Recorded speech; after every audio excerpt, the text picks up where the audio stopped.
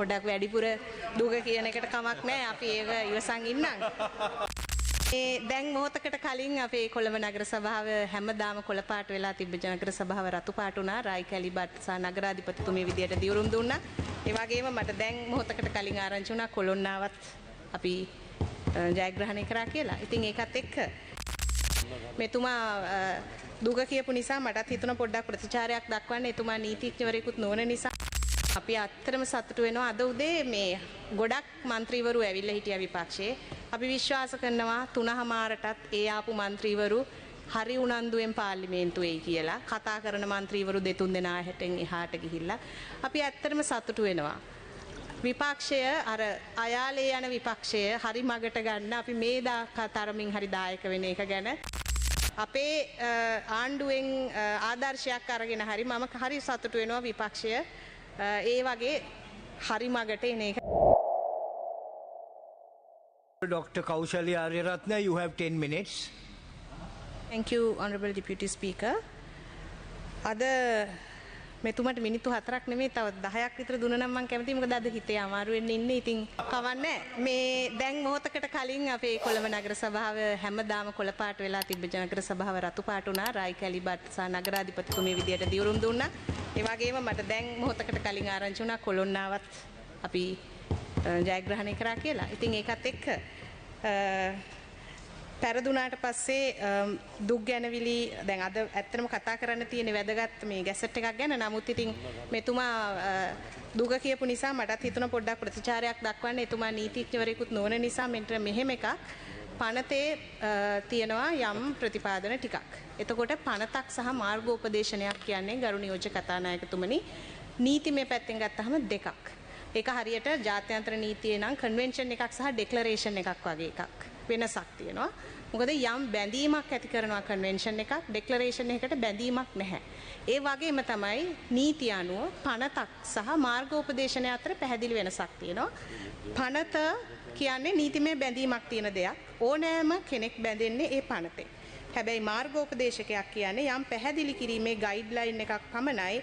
ඒ පැහැදිලි කිරීම ඇතුලේ නීතිමය බැඳීමක් නැහැ. දැන් මෙතුමාලා දිගින් දිගටම කියනවා මෙන්න මේ මාර්ගෝපදේශනයක් ගැන දිනේකුත් නැතුව කියන්නේ.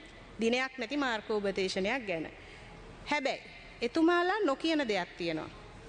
2025 ජූනි 14 වෙනිදා ලේකම් රාජ්‍ය පරිපාලන පළාත් සභා සහ පළාත් පාලන අමාත්‍යාංශයේ ලේකම්තුමා නිකුත් කරනවා මෙන්න මේ විදිහේ ලියුමක්.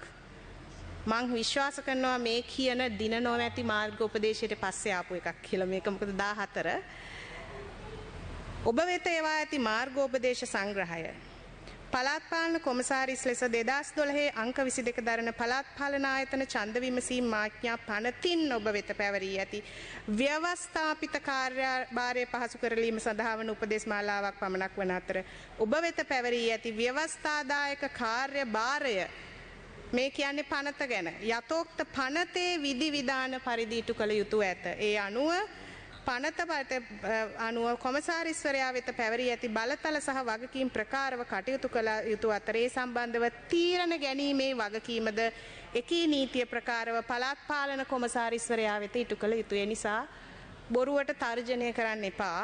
කොමසාරිස්තුමිය එතුමියට ලැබී ඇති නිසි බලතල අනුව පනත අනුව කටයුතු කරලා තියෙනවා. එතුමියගේ කොන්ද පණ ඇතුව තමන්ගේ ස්වාධීනව පනත අනුව කටයුතු කරනවා කියලා ප්‍රකාශ කරා. ඒ වගේම ඡන්දෙට කලින් රහස් ඡන්දයක් ඉල්ලපු කට්ටිය පස්සේ රහස් ඡන්දයකට විරුද්ධ වුණා. අපි දන්නවා ඒක කරේ ඇයි කියලා. හේතුව තමන්ගේ පක්ෂය අයවත් තමන්ට ෂුවර් නෑ. එච්චරයි ගරු නියෝජ්‍ය කතානායකතුමනි. එතකොට අපි දන්නවා අර විපක්ෂ නායකතුමා උදේ කියවනේ අසේවනාච බාලාණන් පණ්ඩිතාණන්ච සේවනා කියලා. එතුමටත් මට කියන්න තියෙන්නේ තමන්ගේ පක්ෂයේ ඉන්න දුර්වල සංවිධායකයෝ ටිකක් නිසා තමන්ගේ ඒ තමන්ට තියෙන බිමේ තියෙන බලයක් නැති කරගෙන ඉන්නවා.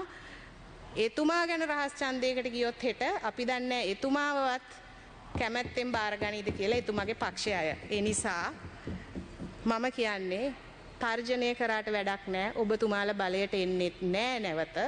හැබැයි ඒ තර්ජනය කරන්න එපා. කොන්ද කෙලින් තියන් නීතිය ප්‍රකාරව වැඩ කරන රාජ්‍ය සේවකයන්ට විරුද්ධව.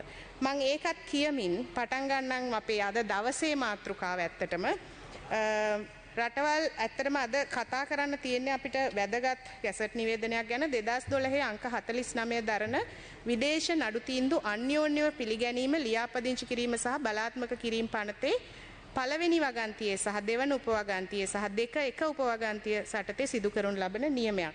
ඇත්තම කිව්වොත් මේක පනත සම්මත වීමට කලින් ක්‍රියාත්මක වුණේ ඇත්තටම reciprocal enforcement of judgments ordinance කියන එක. මේක අනුව එංගලන්තයේ නීතිය යටතේ ජජ්මන්ට් එකක් විතරයි ලංකාවේ බලාත්මක කරගන්න හැකියාව තිබුණේ. හැබැයි මේ පනතේ ඇත්තටම විශාල මේකට තිබ්බ අඩුපාඩුවක් සපුරමින් ගෙනාපු පනතක්. මේ පනතෙන්න කලින් අපිට තිබුණා ඓතිහාසික නඩු තීන්දුවක් ලියනගේ චම්පික හරේන්ද්‍ර සිල්වා එරෙහි වීරසේකර සහ තවත් අය කියන නඩුවේ මේ නඩුවේදී කියනවා විදේශයකින් පිළිගත්තු දික්කසාද නඩුවක් ලංකාවේ පිළිගත යුතුයි කියලා. හැබැයි එහෙම තිබුණට මේ නීතියකුත් ගෙනාවට මේ ගැසට් එක ගහලා මේ රටවල් 53 දැනට අපි දැන් මේ 53ක් මේ ගැසට් එකෙන් ඉදිරිපත් කරලා තියෙනවා. නියෝජ්‍ය කතානායකතුමනි මේක ක්‍රියාත්මක වුණේ නැහැ. මේක නිකන් තිබුණා නීතියක් හැටියට. එතකොට අපි තීරණය කරා රජයක් හැටියට මේක ඊටාම වැදගත් දෙයක්. මොකද විශේෂයෙන් අපි නීතිඥවරයෙක් ලෙස මම කටයුතු කරද්දී මම දැකලා තියෙනවා විශේෂයෙන් පිට රටවල ඉන්න ගොඩක් විදේශගත වෙලා ඉන්න අයට මේක ලොකු ප්‍රශ්නයක්. විශේෂයෙන් දික්කසාද සහ ඒ සම්බන්ධ නඩුවලදී.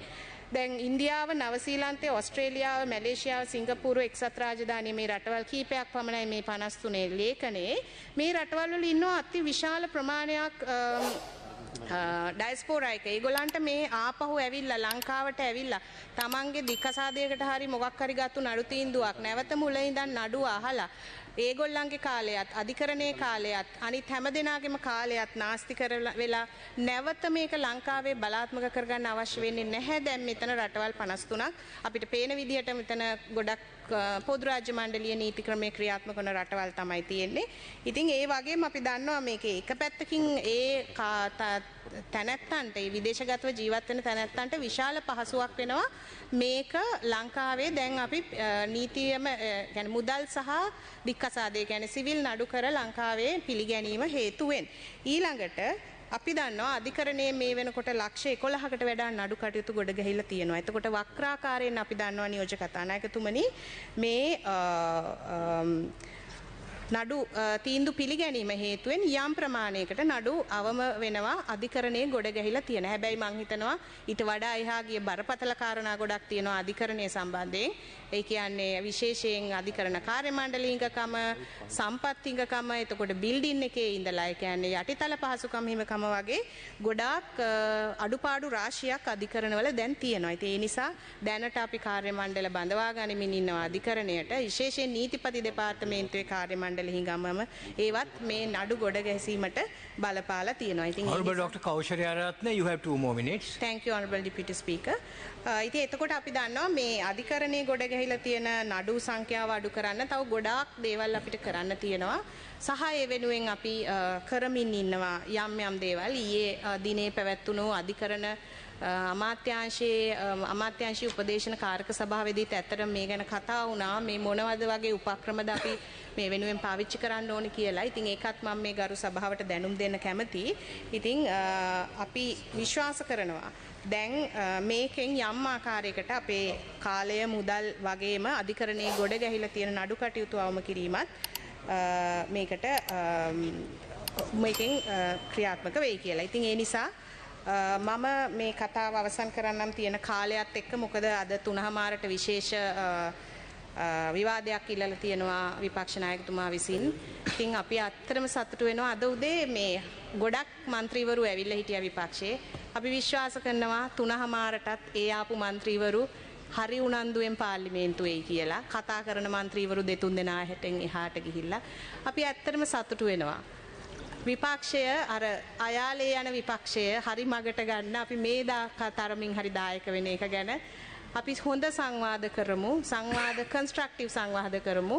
ඒ වගේම හවස්වරුවට මේ පැත්තේ හිස් වෙලා ඉන්න විපක්ෂයේ മന്ത്രിවරුටත් ඇවිල්ලා මේ සංවාදවලට විවාදවලට සහභාගී වෙලා යම් මේ පාර්ලිමේන්තුවේ විතරක් නෙමෙයි දේශපාලන සංස්කෘතියේ අපි ඇති කරපු වෙනස ඇති කරන්න එකතු වෙමු සහ ඒක අපේ ආණ්ඩුවෙන් ආදර්ශයක් අරගෙන හරි මම හරි සතුටු වෙනවා විපක්ෂය ඒ වගේ හරි මගට එන එක ගැන. ඉතින් ඒකත් මම කියමින් මගේ කාලය අවසන් නිසා මම නවත්තර වෙනවා.